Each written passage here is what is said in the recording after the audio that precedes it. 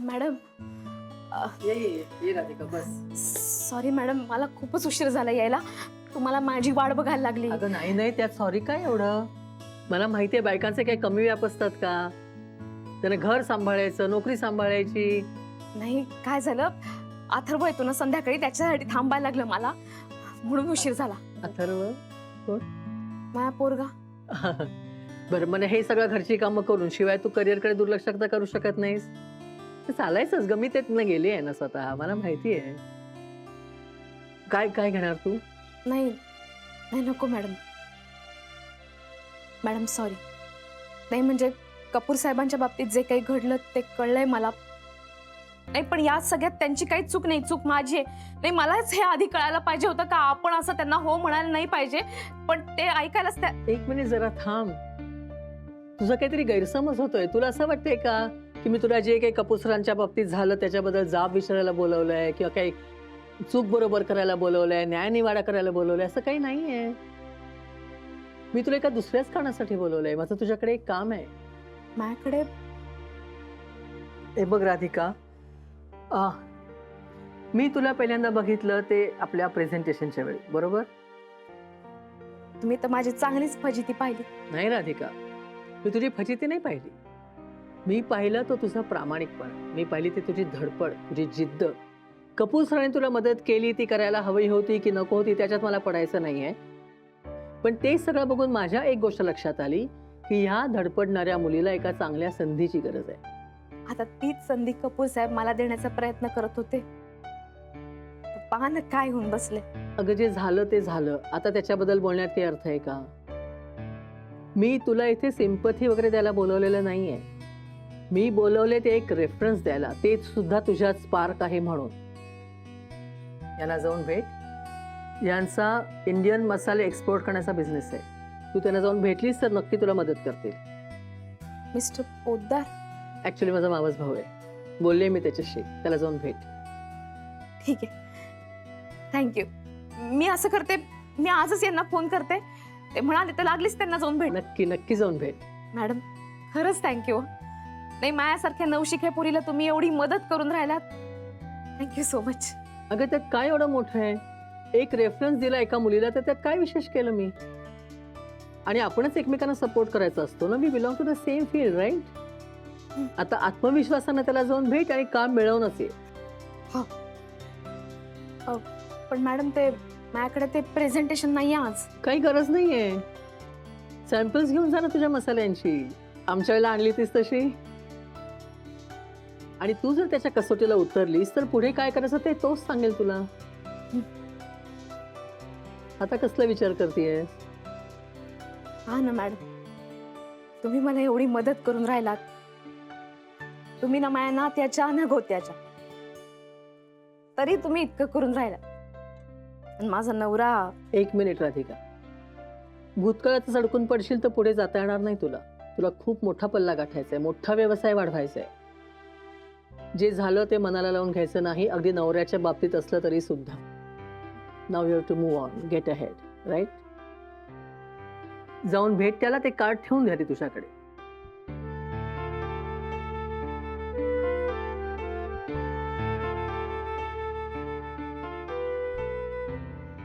Madam मला ना तुमच्यासारखं बनायचंय. नक्की बनशील. Best of luck. थँक्यू. तुम्ही माझ्यावरती हा विश्वास दाखवलात ना, तो मी खरा करून दाखवे.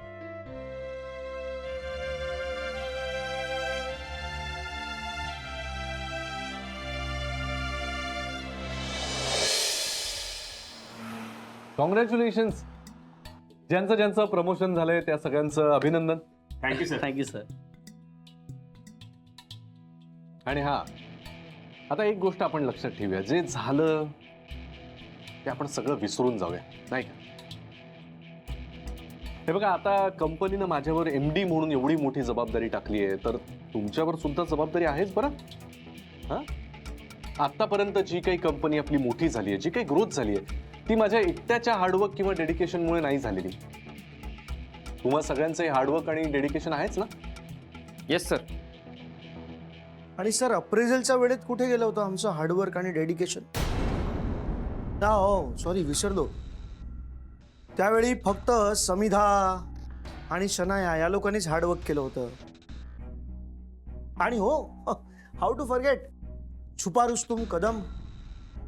मिस्टर आनंद, गुरु सर, त्याच्यावर ओरडू नका प्लीज. त्याच्या मनातच बोलतोय तो. हो मनातला बोलताय.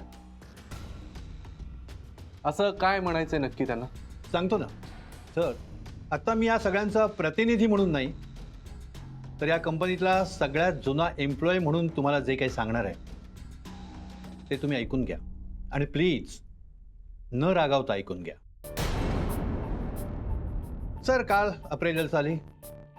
मिसेस दामले, नारकर, कदम या सगळ्यांना प्रमोशन्स मिळाले. काही हरकत नाही, आम्हालाही आनंद आहे त्यात. पण काल आमच्यापैकी कुणीच काही बोललं नाही. पण आता मी बोलतोय. या कंपनीमध्ये प्रामाणिकपणे हार्डवर्क करणाऱ्या स्टाफवर तुम्ही सरळ सरळ अन्याय केला नाही. आता बघा ना, मिसेस समिधा दामले या आता हल्ली हल्ली इथे कंपनीमध्ये आले.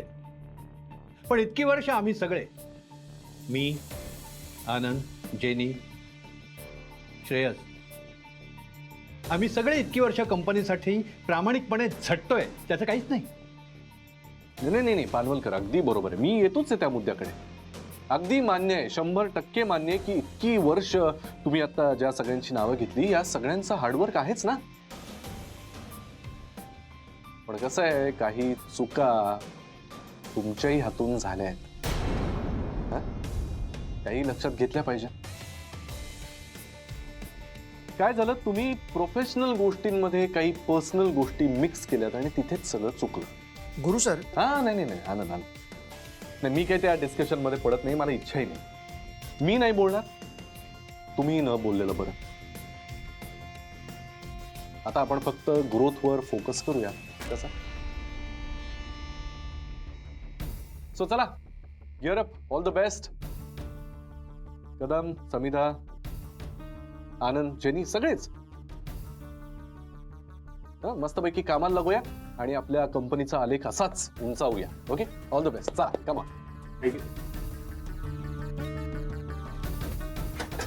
हो आफ्टर यू सर. या या. दार लावून घ्या पानवलकर. हे सगळेजण तुम्हाला आता इतके बोलले, पण तुम्ही काहीच बोलला नाहीत. समिधा, ती म्हण ऐकलीस का तू? सुसरी बाई तुझी पाठ मऊ. म्हणजे कसं आहे, जेव्हा आपल्याला लोकांकडून काम करून घ्यायचं असतं तेव्हा थोडं बाबा पुता करावं लागतं त्यांना. हे सगळे लोक आपल्या कामामध्ये प्रचंड एक्सपर्ट्स आहेत आणि यांची मला गरज आहे. पण सर, तुम्हाला वाटतंय आता इतकं सगळं झाल्यानंतर ते तुम्हाला आता कोऑपरेट करतील? नक्कीच 100% करतील. कारण कसं आहे, ते माझ्याशी नसतील पण कंपनीशी आणि त्यांच्या कामाशी 100% लॉयल आहेत. तू फार विचार करू नकोस, मी बघतो ना. Okay sir, you are right. Carry on. Sir